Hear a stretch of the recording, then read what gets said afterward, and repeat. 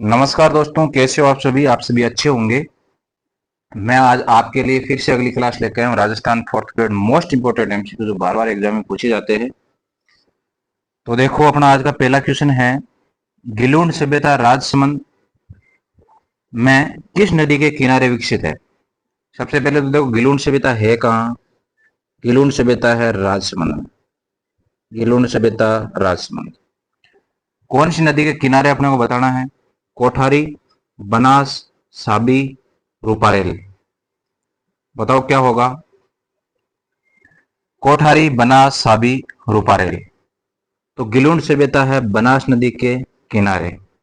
बनास नदी कहां से निकलती है। खमनोर की पहाड़ी, राजसमंद से। ठीक है।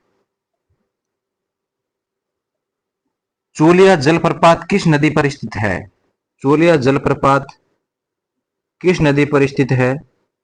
ये जो है भैंसरोडगढ़ में है। कहां है।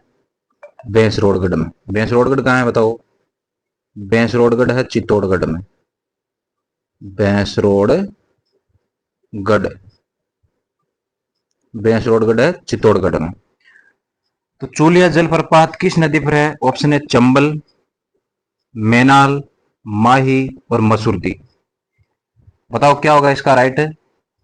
तो चूलिया जलप्रपात भैंसरोडगढ़ चित्तौड़गढ़ में चंबल नदी पर है। इसका राइट आंसर है चंबल नदी। राजस्थान में बनास नदी की कुल लंबाई कितनी है। बनास नदी की अपने को लंबाई बतानी है। 4080 किलोमीटर, 966 किलोमीटर, 580 किलोमीटर और 470 किलोमीटर। बताओ इसका राइट आंसर। बनास नदी की राजस्थान में कुल लंबाई। बनास नदी कहां से निकलती है बताओ। अभी बताया खमनोर की पहाड़ी, राजसमंद से निकलती है। और ये चंबल की सहायक नदी है बनास नदी।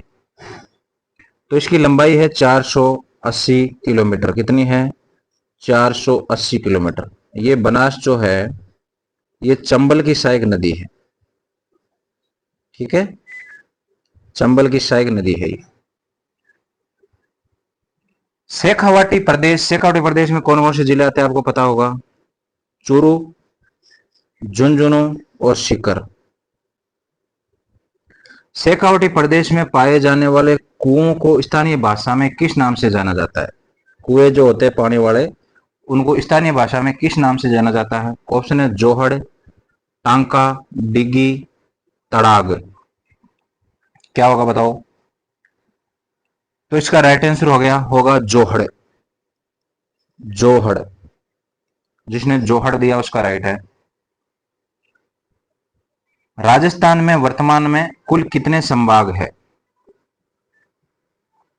देखो आपको पता होगा, पहले राजस्थान में जो है 7 संभाग थे। उसके बाद में जो है गहलोत सरकार ने 50 जिले और 10 संभाग कर दिए। और उसके बाद में जो है भजनलाल सरकार ने वापस कितने संभाग कर दिए। 7 संभाग कर दिए। 7 संभाग से जो 10 संभाग किए थे, तो वो समिति कौन सी थी बताओ। राम लुबाया समिति थी। और उसके बाद में वापस 10 से 7 किया, तो वो थी ललित के पंवार समिति। शब्दों पे गौर करना आप। तो राजस्थान में वर्तमान में कुल कितने संभाग है। तो वर्तमान में है 7। कितने हैं।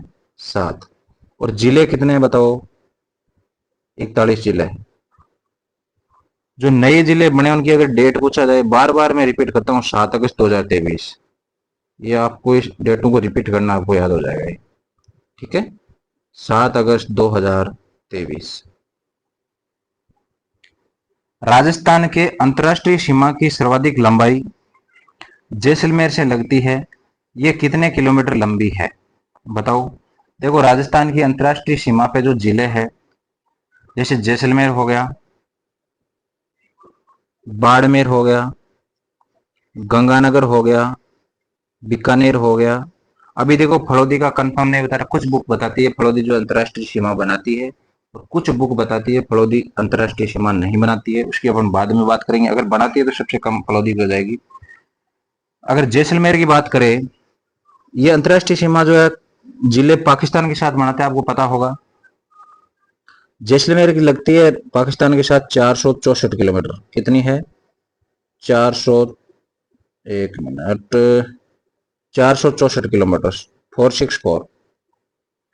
बाड़मेर की बात करो 228, 228। और बाद में गंगानगर की अगर बात करें 210। और बीकानेर की बात करो तो 168, 168। ठीक है, 168।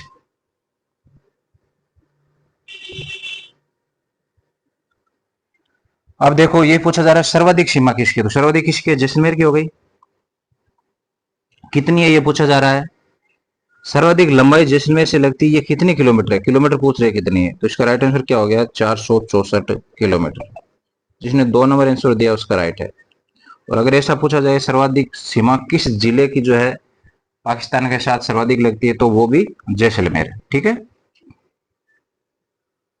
राजस्थान में 4 जिले वाले संभागों की संख्या कितनी है? अभी बताया मैंने कुल संभाग कितने हैं। कुल संभाग है 7। 4 संभाग वाले जिले दो, 4 जिलों वाले संभाग 2 है। एक तो बीकानेर जो है उसमें 4 संभाग है।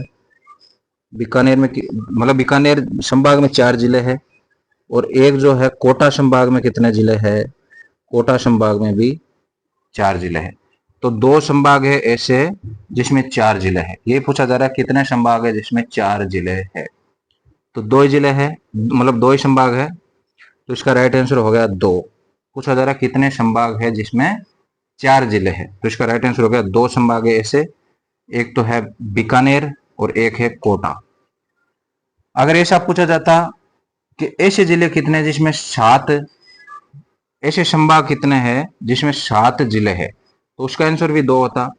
देखो एक तो जयपुर में 7 जिले हैं और एक उदयपुर में 7 जिले हैं। ठीक है। कर्क रेखा के निकट राजस्थान का सर्वाधिक स्थित जिला कौन सा है? बताओ। बाड़मेर, डूंगरपुर, सलूम्बर, उदयपुर। कर्क रेखा राजस्थान के 2 जिलों से गुजरती है। एक तो आपको पता होगा डूंगरपुर से, और एक बांसवाड़ा से। तो ये बताना कि कर्क रेखा के निकट राजस्थान का सर्वाधिक निकट स्थित जिला कौन सा है। बताओ कौन सा है। तो इसका राइट आंसर हो जाएगा बांसवाड़ा। क्या हो जाएगा? बांसवाड़ा। अगर ऐसा पूछा जाए कर्क रेखा को कौन सी नदी जो है 2 बार काटती है, तो आपको पता होगा कौन सी नदी है। माही नदी है। ये क्वेश्चन है जो बार बार पूछे जाते हैं। माही नदी जो है मध्य प्रदेश से निकलती है। राजस्थान का पूर्वोत्तर जिला कौन सा है? अलवर, भरतपुर, धौलपुर, करौली। बताओ क्या होगा। तो पूर्वोत्तर जिला जो है पूर्व में कौन सा है? धौलपुर है। पश्चिम की बात करें तो कौन सा है? जैसलमेर है ही। अगला देखो, अरावली श्रेणी में मरुस्थल के प्रसार को रोकने के लिए कौन सी प्रजाति का पौधा लगाया जाता है? अरावली का विस्तार आपने सुना होगा जो पूर्व दिशा में हो रहा है धीरे धीरे धीरे धीरे, और उस विस्तार को रोकने के लिए अरावली पे जो है पौधे लगाए गए। तो कौन से पौधे लगाए गए? रोहिड़ा, खैर, होहोबा, सिकिल। बताओ क्या होगा। तो इसका राइट आंसर है होहोबा। साबरमती नदी का उद्गम स्थल, वैसे ये साबरमती नदी जो है मुख्य रूप से गुजरात में बहती है, लेकिन निकलती कहां से है? उद्गम स्थल राजस्थान में। बिछामेड़ी की पहाड़ी उदयपुर, गोगुंदा की पहाड़ी उदयपुर, नागपहाड़ी अजमेर, और सेवर की पहाड़ी जयपुर। तो साबरमती नदी निकलती है गोगुंदा की पहाड़ी उदयपुर से, और उदयपुर के बाद में ये जो है गुजरात में प्रवेश कर जाती है। ठीक है। तो अपना इसका राइट आंसर क्या हो गया? गोगुंदा की पहाड़ी उदयपुर। बिछामेड़ी की पहाड़ी की बात करें तो यहां से निकलती है सोम नदी। नागपहाड़ से आपको पता ही होगा लूणी नदी निकलती है। नागपहाड़ अजमेर से कौन सी? लूणी। और सेवर की पहाड़ियों से कौन सी निकलती है? साबी। कौन सी निकलती है? साबी। सेवर की पहाड़ी कहाँ है? सेवर की पहाड़ी जयपुर में नहीं है मित्रों, कोटपुतली बहरोड में। कहाँ है? कोटपुतली बहरोड में। ठीक है।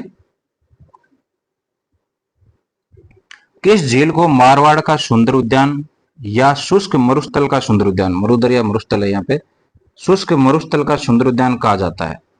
पुष्कर झील, कोलायत झील, कायलाना झील, ये इसका दूसरा नाम है प्रताप सागर झील। कहाँ है? जोधपुर में। ये उदय सागर झील उदयपुर। बताओ क्या होगा?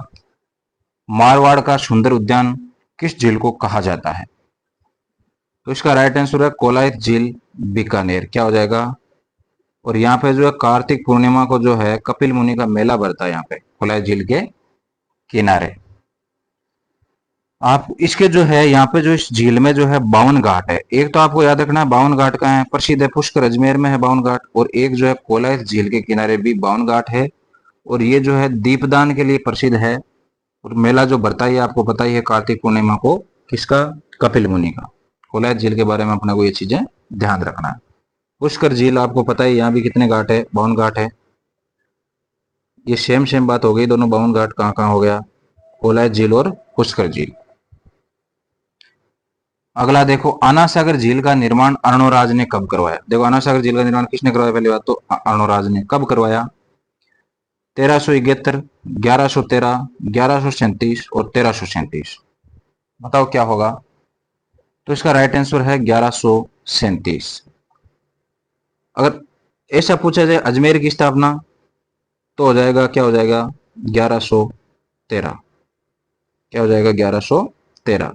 अजमेर की स्थापना 1113 में हुई, लेकिन आना सागर झील जो अजमेर में ही है उसकी स्थापना हुई है 1137 में। अभी एक जो लेटेस्ट न्यूज है, जैसे फाय सागर झील है उसका नाम बदल के क्या किया गया है? फाय सागर झील का नाम बदल के वरुण सागर किया गया है। पूछा जा सकता है फाय सागर झील का नाम बदला गया है, क्या रखा गया है? वरुण सागर। आना सागर झील जो है इसके किनारे सुभाष उद्यान है जिसे दौलत बाग बोला जाता है, और इसी के किनारे जो है बारादरी है। राजस्थान में सर्वाधिक वर्षा वाला स्थान है। वर्षा वाला स्थान स्थान पूछा जाता है, पूछा जा रहा है। क्या है? सिरोही, माउंट आबू, झालावाड़, कोटा। बताओ राइट क्या होगा? तो इसका राइट है माउंट आबू। देखो स्थान पूछा जा रहा है इसलिए तो आ गया ये माउंट आबू। अगर जिला पूछा जाता तो जिला तो झालावाड़ आता। सर्वाधिक वर्षा वाला जिला कौन सा है? जिला है झालावाड़। और स्थान का पूछा गया तो क्या आ गया? माउंट आबू आ गया। ठीक है।